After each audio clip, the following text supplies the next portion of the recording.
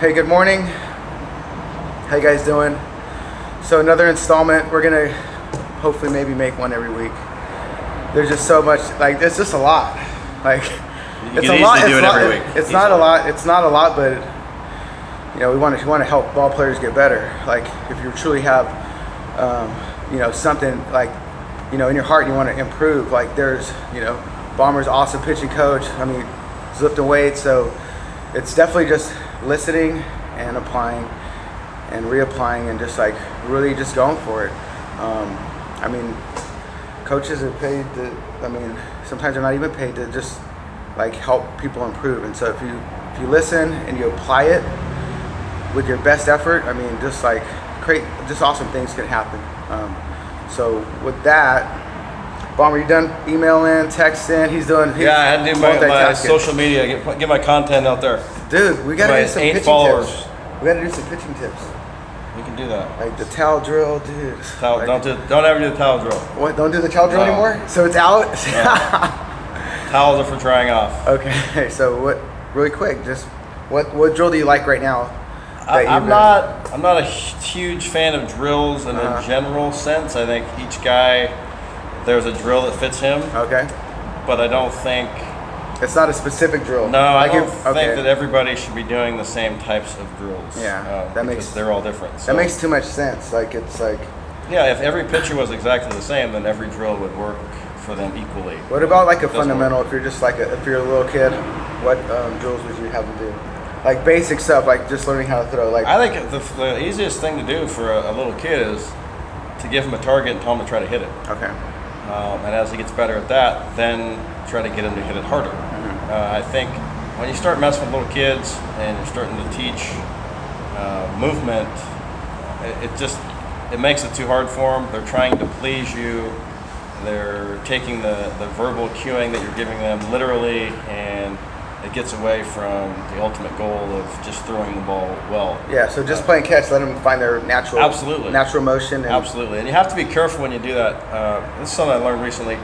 When you look at the little kids, don't always have the best arm action, and it looks like they're kind of pushing the ball or they're underneath the ball. Yeah. Part of what happens, I thought this was a pretty interesting thing. Part of what happens is when they're playing catch with their coach or their dad or whoever, the coach or dad has to kind of throw the ball softly to them because they can't catch it very well. Oh, yet. So you got to. So they're mimicking what they see. So they see you kind of darting it to them, and they're little kids, so they want to mimic what they see. So they start to dart it back. So it's almost better if, as the coach or the dad or mom or whoever playing catch with them, to maybe get on two knees and throw, so you can have more of a normal throwing motion, so that they can see that that's how the arm should be working. So what about the arm, elbow up, and the warm up drills?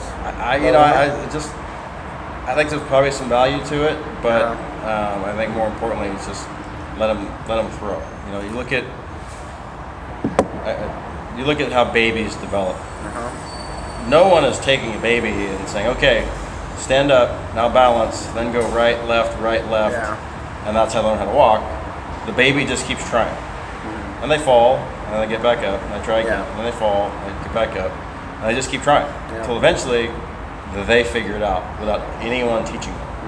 And most movement is like that. It doesn't mean that you don't ever coach them, that you don't ever talk about it, but most movement patterns, whether it's lifting, throwing, hitting, whatever, with a little bit of information and a couple of cues, and then kind of just shut up and get out of the way, give them a goal and let them kind of find their way to that goal. Okay. And I think of a coach is, if you're driving down the highway and you're driving to your goal, the coach is just the guardrails on the side of the road. You veer off course, the coach is there to kind of push you back on line. Okay. All right. Let's talk about what we sat down to discuss. The actual topic of the day? Yeah, so having a game plan, like there's like year-round baseball, and it's pretty huge, and everyone wants to throw innings and get at-bats and travel all around the world and play games, but you're talking about taking a step back and having a game plan. Yeah, I think you need to kind of break up your year, or maybe in multiple years, into kind of mini seasons. Okay. So let's talk. You want to kind of age group it? So well, I was thinking about I was going to talk about more like high school. Okay, high school age guys. So high school guys. So that want to go to the next level. Think of a high school. There's a couple things to keep in mind. Take a good high school pitcher. So a good high school pitcher, and we'll talk about hitters also, but a good high school pitcher is going to pitch probably 50 innings during his high school season, maybe 60. And then he's going to go into his summer ball, which every good player usually does.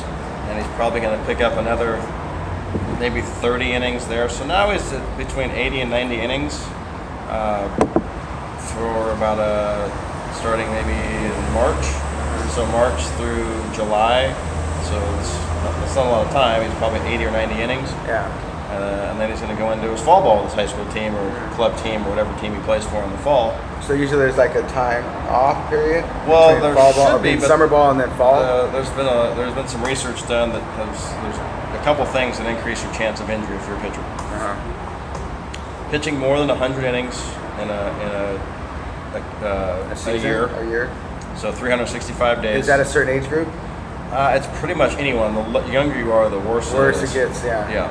And again, if you're a big leaguer, then it's a little bit different. Yeah, because so obviously maturity of the body. Sure, absolutely. So that would probably come into play. Strength, physical maturity, and a major league pitcher is a little bit different than a 16-year-old trying to make the varsity team.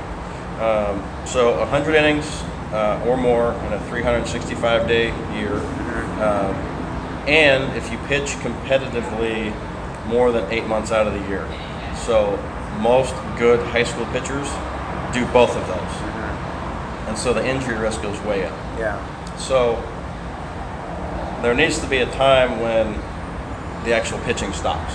It doesn't mean you have to stop throwing. Yeah. Or stop getting better, like do some weight room There's stuff. lots of stuff you can do. But there comes a time when the competitive pitching should stop. And I know that everyone's chasing the scholarship and they want exposure, so they play in all these tournaments, all these showcases, and they don't ever stop. So what ends up happening is over the course of time, their performance is probably going to diminish or maybe not improve a whole lot. So you've seen guys that have started off, if they would have took some off-season preparation work, they could have gotten better instead of they just absolutely 100%. They're basically almost living off whatever God gave you, and then you're not doing anything to even stay healthy. I mean, if you want to become a better player, obviously you need to hit, you need to run, you need to throw. Yeah. All those things are critical because that's what the game is. But there needs to be a time when you're in the weight room and you're just really getting after it in the weight room. Yeah.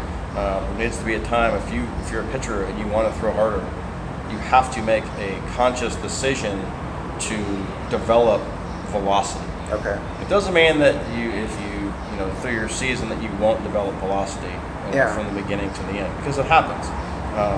But if you want real velocity gains, you really want to improve the health of your arm, you have to make that part of the program. That's part of the development program. Yeah. Just like pitching in a game is part of the development program. It's not everything. It's not the whole thing. There has to be things that are a supplement to that. Yeah. We talk a lot in our program that the game just exposes the things you're not very good at.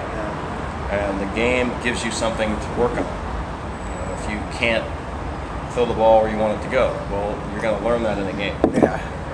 Fast. Yeah. If you don't have a really good curveball, you're going to learn that in a game. And so you can take it into your practice time and figure out how to improve those things. And I think it applies to everybody in whatever you do. We got 2 minutes. Tad, we got 2 minutes. 2 minutes. 2 minutes?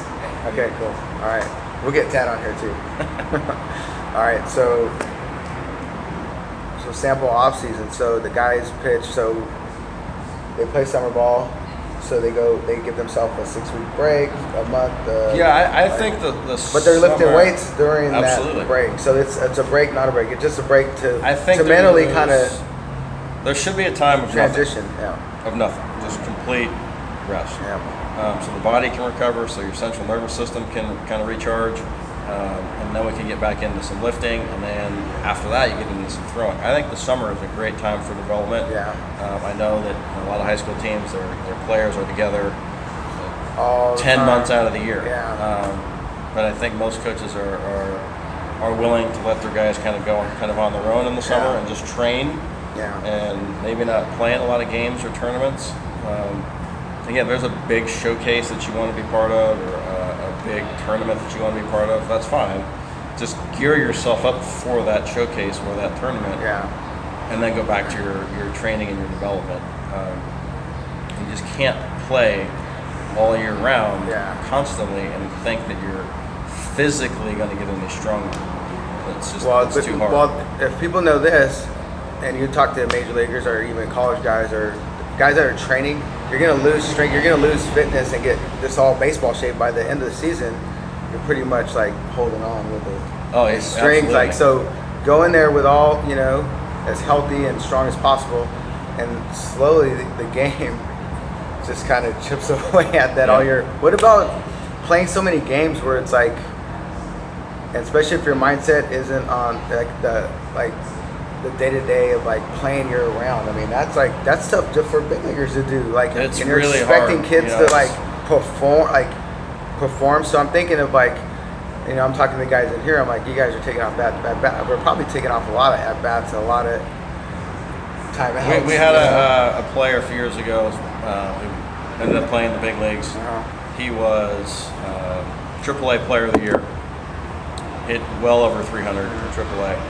And he was talking to our hitters one time, and we asked him, how many at-bats do you take off a game? You just completely waste them. Yeah. And he said, at least one per game. Ooh, man. This was a guy who was AAA Player of the Year. Dude, that's... So, man, I'm glad that he was honest about that. That's because he could have said, dude, I'm like... But to be like honest, like, dude, I'm like... So that's, you think about it, that's 140 at-bats, roughly. He's just giving up. That he just threw away. Man. Now you think about some guys who aren't as talented, who aren't as focused. Because when they're giving up at least one a game, over the course of their career. So that's rough, because then you're like, hey, I need an off season, I need to improve. So basically, just de-stress the body, because I mean, like playing and want to perform, that's a stressor, a good stressor if you're but it's like anything else. Like long-term chronic stress is bad for us. Yeah, even if it's fun. It's unhealthy. And so there has to be a break from that stress. All right, Bomber, I gotta go coach. You gotta go train some people. Yeah. What do you guys want? You and Ryan gonna? I'm going to get coffee and breakfast. And then I'm gonna take a nap. All right, nap is good. Especially if you're a master weightlifter like me and Bomber, because it means progress in the gym. So don't be afraid to take naps, because old guys need naps. Recovery. All right, guys, we'll be back next week. And there you go. Bomber, any last words? Nope. Go lift. Go Get strong. play catch too. All right.